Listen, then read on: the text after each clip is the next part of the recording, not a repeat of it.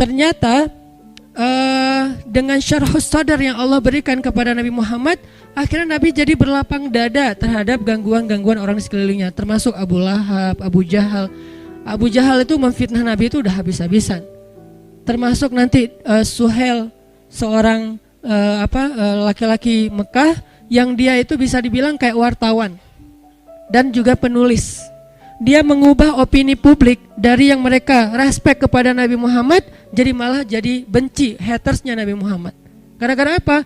Opini publik itu dibikin oleh tulisan-tulisan, kalau dulu bahasanya bukan tulisan, syair-syair Suhail.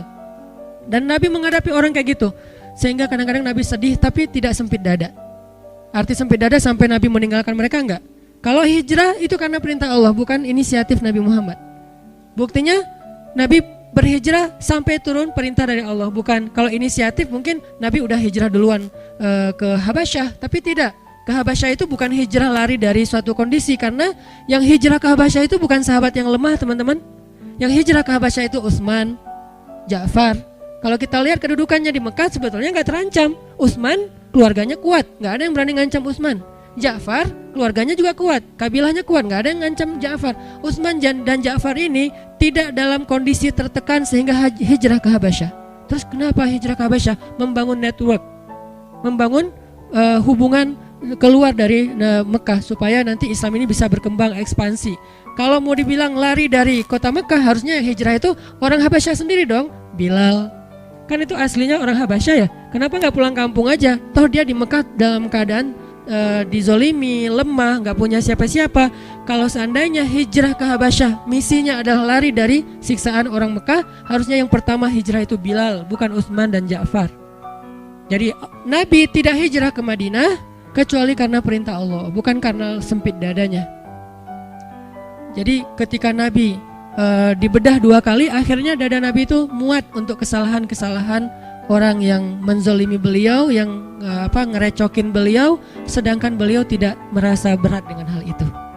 Justru apa yang membuat Nabi berat, teman-teman? Ini nih kerennya Nabi nih. Apa yang membuat Nabi berat dan sampai-sampai kayak sakit gitu Nabi teh? Apa? Nabi kasihan sama mereka. Bukan Nabi sebel sama mereka. Kalau kita kan beratnya gara-gara sebel ya. Beratnya gara-gara ilfil, beratnya gara-gara sakit hati. Kalau Nabi beratnya di dada beliau itu karena kasihan sama mereka.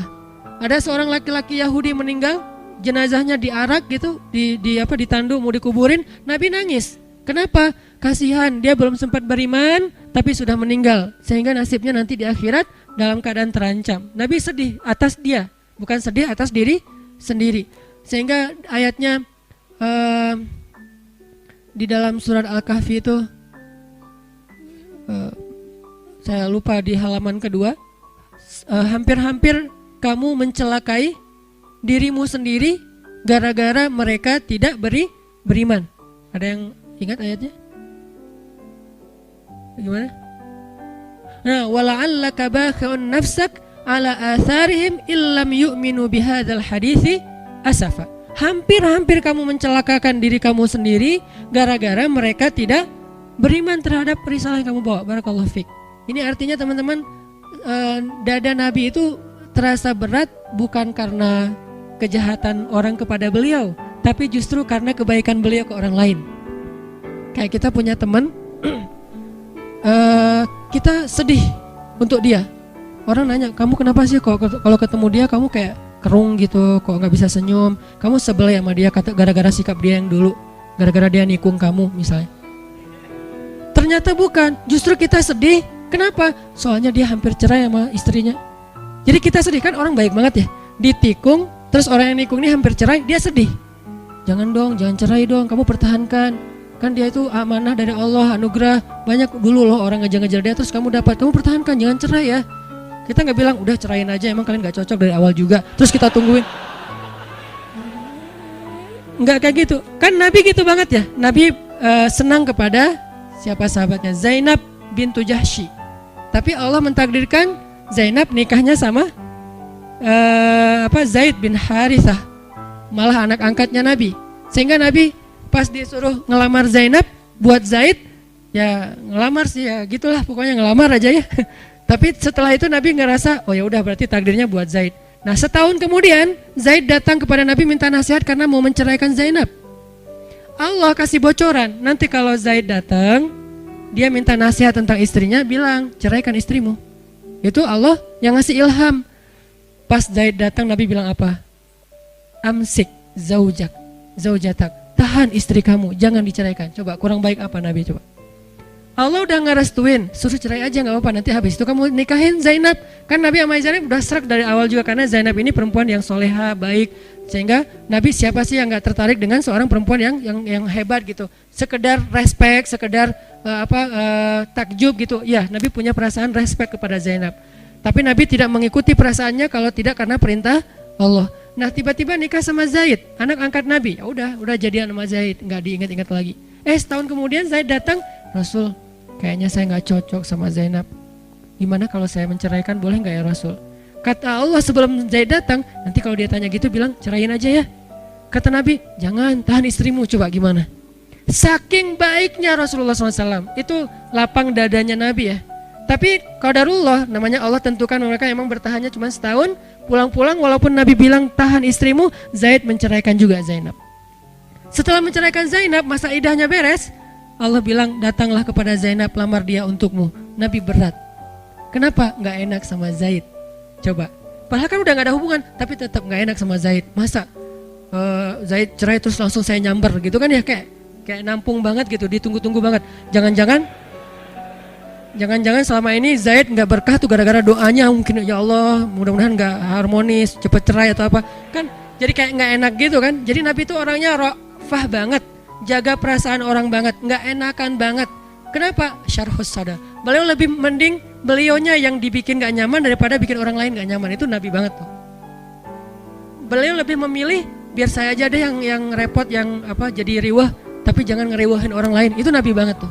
Ini namanya syarhus sadar. Makanya Allah bilang, alam nasyrah laka sadrak ya Muhammad, wa wada'na anka wizrak ya Muhammad, alladzi anqadha dhahrak ya Muhammad, wa rafa'na laka dzikrak ya Muhammad.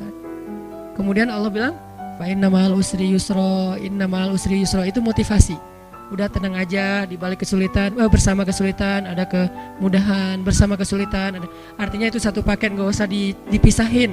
Nggak ada kesulitan, nggak ada.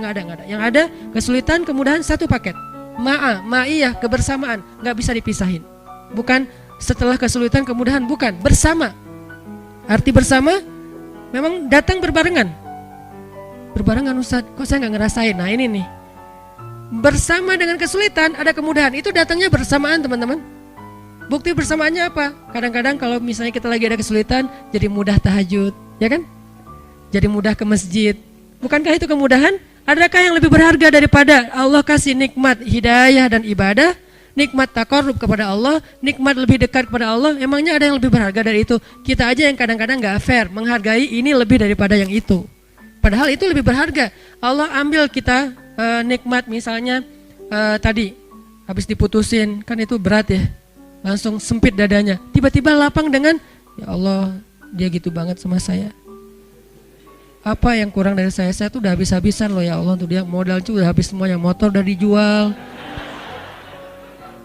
kos-kosan nunggak karena uang kos saya pakai buat jajan bareng dengan dia, modal banget loh ya Allah. Kan kita jadi kayak romantis gitu ke Allah. Kita kehilangan romantis dengan seseorang tapi muncul romantis dengan Allah. Bukankah fa inna ma'al usri yusra?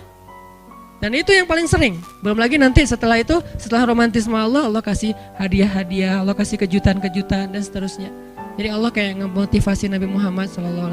Artinya lapang dadanya Nabi itu bikin beliau bisa bertahan. Sesekali sedih ada, kayak Nabi pulang habis dilemparin kotoran, Nabi pulang habis dilemparin dan berdarah-darah, terus Nabi pulang ketemu Khadijah. Ini nih luar biasanya ya. Cari siapa? Khadijah. Siang hari mencari Khadijah, malam hari mencari Allah. Siang hari cari siapa? Gak ada Ustadz. Ya udah. Kalau belum ada Khadijah ya udah, malam hari aja andelin. Siang hari cari temen, main kayak pengalihan gitu ya, pelampiasan, free dive, terus nggak muncul-muncul, nggak apa-apa. Yang jelas cari sesuatu yang bisa bikin kita syarhus sadar, lapang dada gitu. Kemana lagi ya, main kemana lagi ya nggak apa-apa lah. Tapi kalau Nabi, karena alhamdulillah beliau udah punya Khadijah yang solehahnya super duper luar biasa, Akhirnya pulangnya mencari Khadijah. Zammiluni, zammiluni, selimutin aku, selimutin aku. Itu kan bahasa manjanya Nabi ke Khadijah ya. Sehingga Khadijah menyelimuti Rasulullah bukan terus ditinggal ke dapur, enggak. Diselimutin dan didekap oleh Khadijah, dibikin nyaman oleh Khadijah. Dalam pelukan Khadijah lah turun ayat ya ayyuhal muzammil. Dalam pelukan Khadijah lah turun ayat ya ayyuhal muddatsir.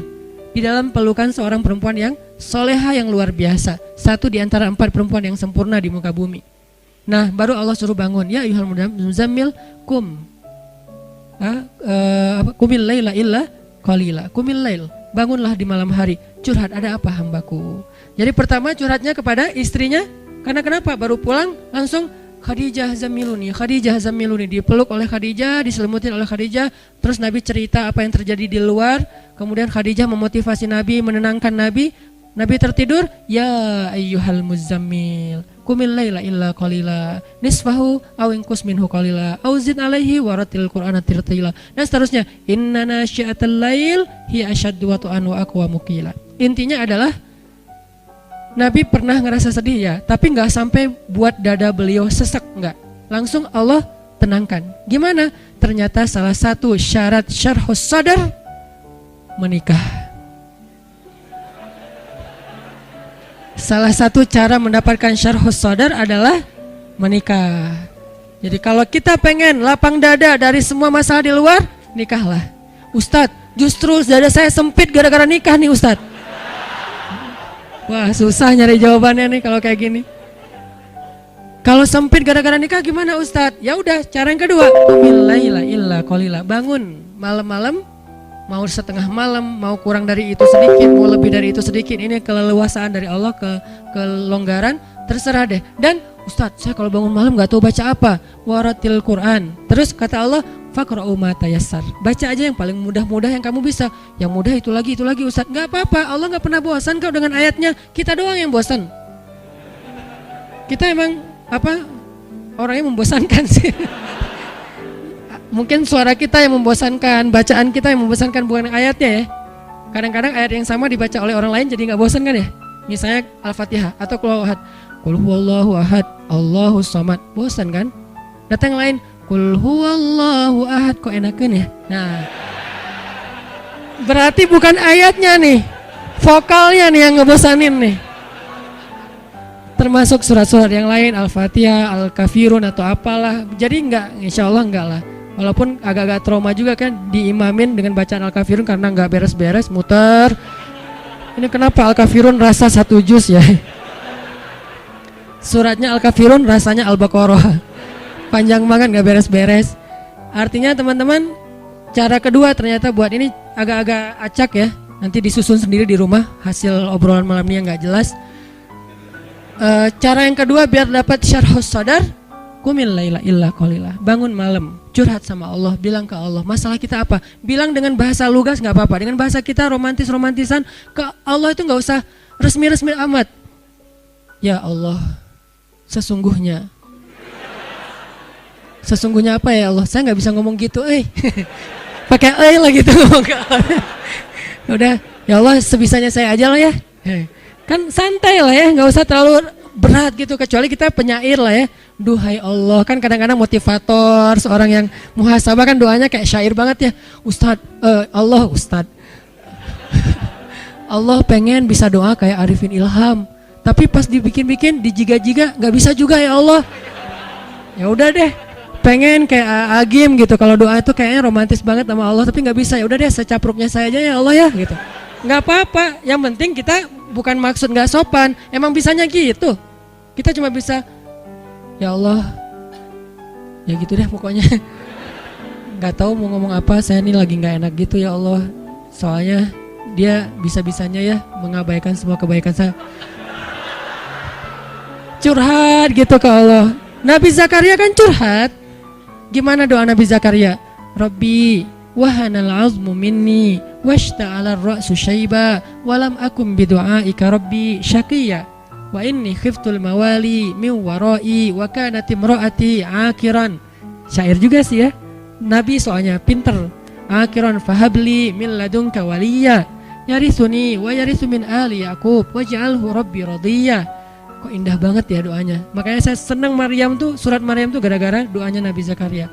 Allah langsung bilang, ya Zakaria, kata Allah, wahai Zakaria. Dan itu gak usah diteriakin, ya Zakaria. Allah gak gitu ngomongnya.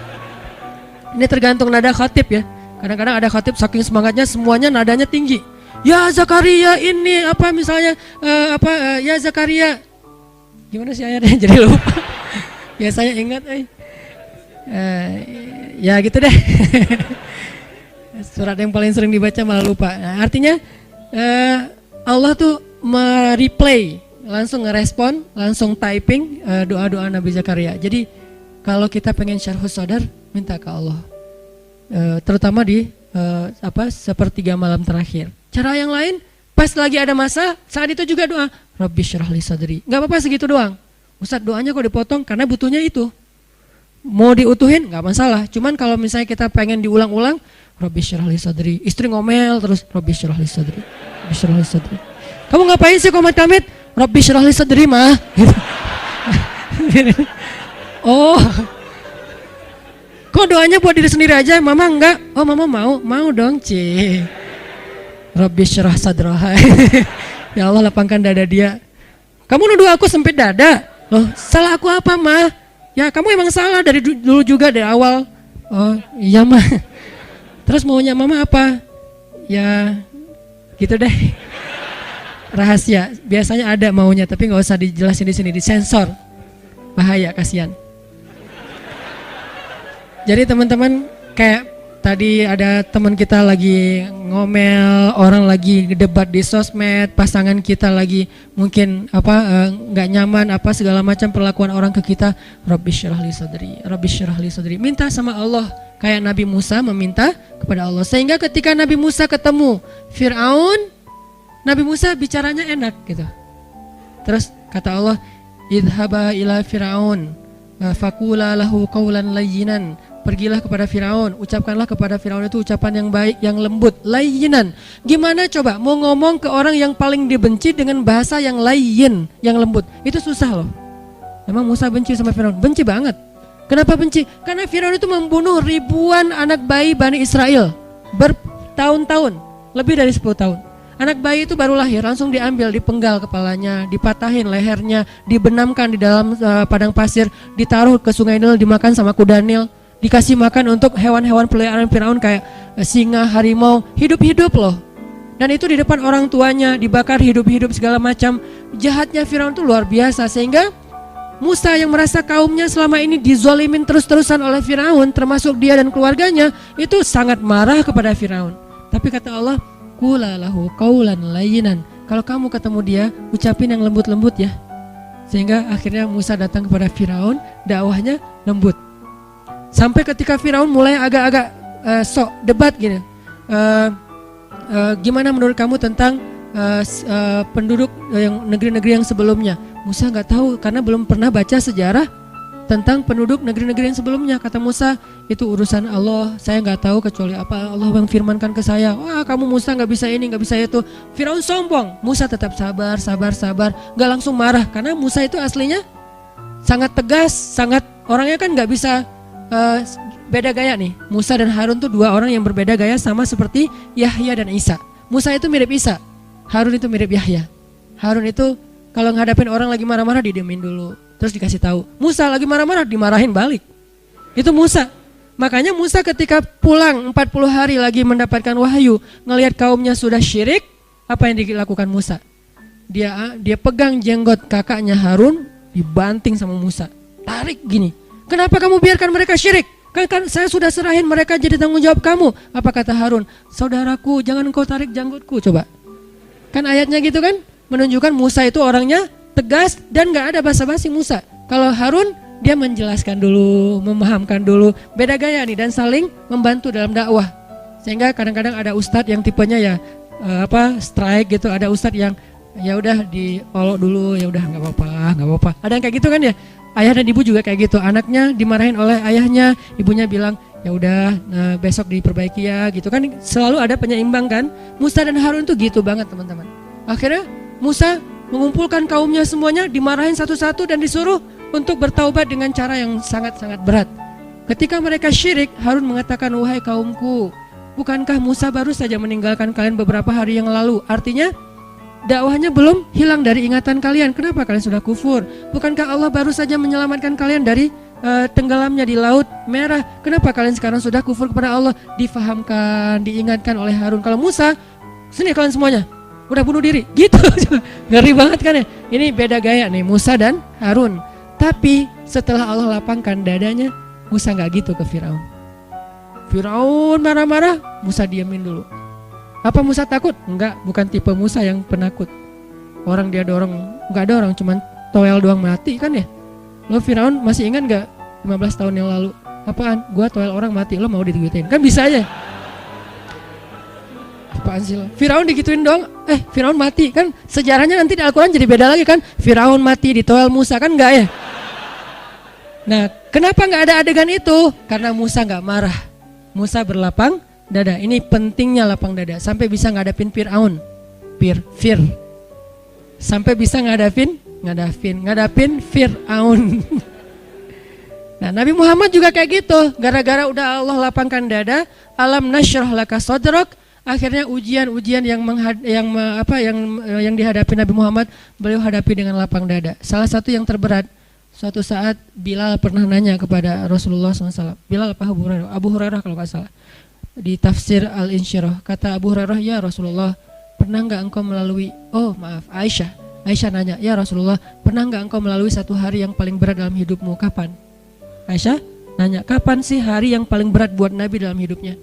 Kata Nabi, hari ketika saya datang ke Taif, lalu orang-orang di Taif itu melempari saya, mengusir saya, mencela saya, dan saya dikejar-kejar keluar masuk kebun kurma seharian. Itulah hari yang paling berat buat saya. Lalu ketika saya sudah selamat dari pengejaran mereka, saya berhenti di sebuah daerah namanya kebun Nakhlah. Di daerah Nakhlah itu tiba-tiba datanglah Jibril dan memperkenalkan saya dengan seorang malaikat. Jadi Jibril memperkenalkan Nabi dengan sesosok malaikat. Malaikat apa itu? Malaikat penjaga gunung. Kata Jibril, ya Rasulullah, ini malaikat penjaga gunung. Silakan kalau ada request ke beliau. Kata malaikat penjaga gunung, perkenalkan saya Rasulullah, saya malaikat penjaga gunung. Allah sudah memerintahkan saya ikuti semua permintaan Muhammad.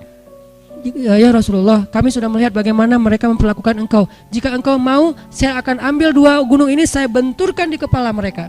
Kebayang gak? Bukan 2 batu, 2 gunung di kepala mereka digituin. Malaikat marah.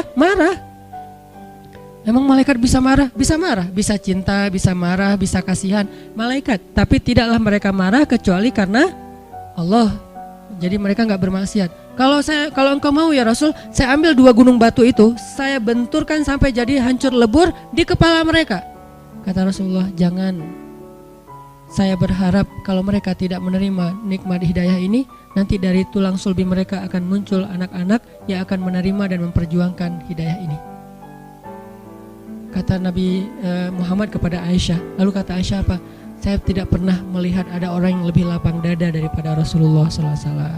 Jadi orang kalau udah dilapangin dadanya, itu tuh hasilnya. Apakah cukup segitu? Masih banyak adegan lain yang Nabi itu lapang dada banget. Dan terutama dalam kondisi keluarga beliau yang mungkin cukup rumit, karena emang Allah amanahkan untuk beliau sekian banyak perempuan yang harus beliau nafkahi, yang harus beliau bahagiakan. Itu amanah dari Allah, bukan mau-maunya beliau. Allah yang amanahkan 1, 2, 3, 4 dan seterusnya. Untuk apa? Supaya mereka diperlakukan oleh Rasulullah dengan perlakuan yang baik. Kok mereka yang dipilih ya Ustadz? Karena mereka lah perempuan paling istimewa di muka bumi. Jadi saking sayangnya Allah kepada Aisyah, Hafsah, Ummu Salamah, Zainab, Maria, Sofia dan yang lain-lainnya, saking sayangnya Allah kepada mereka karena kesolehan mereka, akhirnya Allah hadiahkan untuk mereka seorang Nabi, Rasulullah SAW. Tapi tetap aja namanya perasaan kan ya, rumit kan, gak bisa dijelasin dengan teori-teori logis. Akhirnya Nabi harus berdamai, harus lapang dada dengan kecemburuan mereka, percekcokan di antara mereka, ngambeknya mereka, bapernya mereka, dan seterusnya. Nabi lapang dada. Dan kalau kita baca cerita lapang dadanya Nabi kepada istrinya, berat, luar biasa tuh ya. Sampai kita, wah susah kalau gitu ditiru. Tapi di sini ada pelajaran, ternyata lapang dada itu bisa bikin kita mampu menanggung yang tidak mampu ditanggung orang lain.